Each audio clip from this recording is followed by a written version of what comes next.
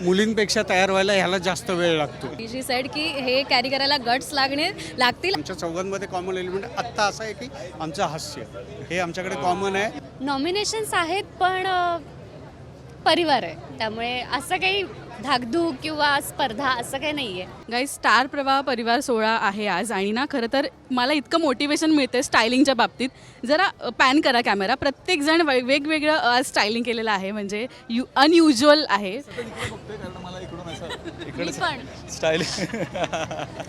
रुचिरापासून इथे जाऊया, कारण का रुचिरा हे म्हणजे रेड कार्पेटवर असं स्वतःला कॅरी करणं एकतर हॅट्स ऑफ टू यू. आणि ही कोणाची आयडिया होती? आयडिया अर्थात माझी होती आणि माझ्या डिझायनरची सुद्धा होती. सो क्रेडिट तिलासुद्धा खूप जातं, कारण तिने फार मेहनत घेतली आहे. सो हा एक इंटरनॅशनल लुक मी एक रेफरन्स म्हणून बघितला होता आणि तिलाही तो आवडला. आणि शी सेड की हे कॅरी करायला गट्स लागतील आणि हे पण आहे, आपलं रिस्क आहे, इट्स काइंड ऑफ रिस्क. म्हटलं I am up for it. आणि म्हटलं मला निमित्तच पाहिजे असतं थोडंसं छान करायला. आणि I have added this fringes. तेव्हावर लवकरच AI ची काहीतरी सिरियल येऊ दे आणि हिला रोबो म्हणून कास्ट करू दे. Yes yes yes. बरं, शर्वरी ॲज युजल खूप सुंदर आणि नेहमी आपण ट्रेडिशनलमध्ये असतो, आज थोडा वेगळा आहे ना? हो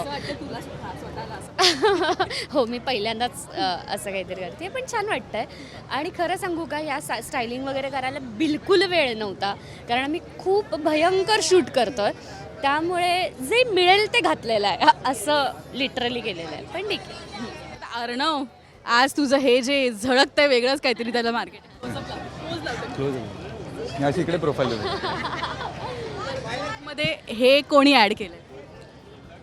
हे ॲक्च्युली हे काही ठरलं नव्हतं, पण हे फायनली जसं तू म्हणाली की रुचिरा अशी तिला जास्त कळतं या गोष्टींमध्ये, तर तिनेच फायनली म्हणाली की हे ॲड कर, जरा चांगलं वाटेल. आणि आयत्या वेळी ॲड झालेलं आहे. मेकअप रूममध्ये जाऊन पटकन टाक.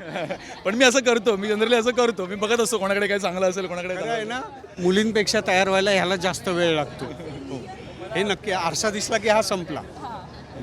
आणि खूप छान वाटतं आहे. आता मगाशी म्हणाले कॉमन एलिमेंट काय आमच्यामध्ये, तर आमच्या चौघांमध्ये कॉमन एलिमेंट आत्ता असं आहे की आमचं हास्य हे आमच्याकडे कॉमन आहे. आणि बेसिकली तू मगाशी म्हणालास तसं ॲक्च्युली आम्ही कॉमन एलिमेंट आमचा फुलपाखरू आहे. माझ्या गळ्यात फुलपाखरू आहे. हिच्याकडे खूप सारे फुलपाखरू आहेत आणि हिच्या हातामध्ये माझ्याकडे आहे ना दिस. माझ्याकडे फुलं पण आहेत, ही बघा फुलं आहेत आणि फुलपाखरू पण आहेत. फुलं आली त्याच्यात फुलपाखरं बसतील असं फुलपाखरासारखं. येस, जे सगळ्या फुलांवरती बसत. अश्रूंचा क्लोजअप लावा. आमची बाकीची फुलपाखरं उडत आहेत, ती येतील, जॉईन करतील. फोन करते आत्ता. ही तर अर्धीच टीम आहे, अजून जण येत आहेत. बरं, मला सांगा की इतकी वर्ष आपण ना मालिका करत असतो, पण प्रत्येक वेळेला रेड कार्पेटवर काही ना काही एक अपग्रेडेशन असतं. आज एक वेगळं आपण वेस्टर्नमध्ये स्वतःला बघतोय. मला सांगा, इथे येताना एक काय मोटिवेशन घेऊन आला आहेत आणि ऑल्सो नॉमिनेशनसुद्धा आहे, त्याची किती धाकधूक आहे? मोटिवेशन दिवस रात्र शूट करून कधी कधी खूप त्रास झालेला असतो.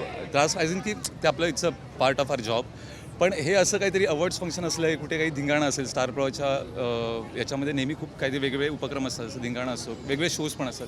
सो अशा वेळेस यायला म्हणजे जास्त मोटिवेशन काय लागत नाही. मोटिवेशन आहे की आपला घरचा इव्हेंट आहे, so we have to go there and enjoy आवरसेल्व्हज.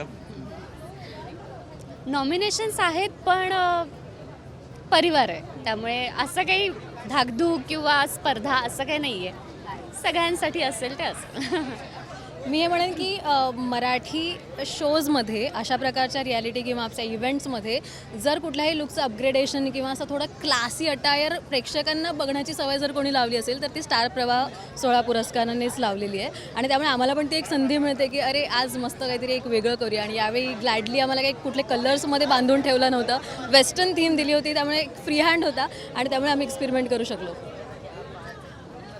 हे तर म्हणजे एजिंग इन रिव्हर्सच आहे, सो बोलायलाच नको. मी एवढंच सांगेन, आज जरा होतं की अविनाश मामा जसा समोर दिसतो प्रेक्षकांना स्टार प्रवाह, त्याच्यापेक्षा वेगळा म्हणजे शेखर फडके कसा हे दिसेल. त्याच्यामुळे इव्हेंट्स वगैरे मला खूप आवडतात.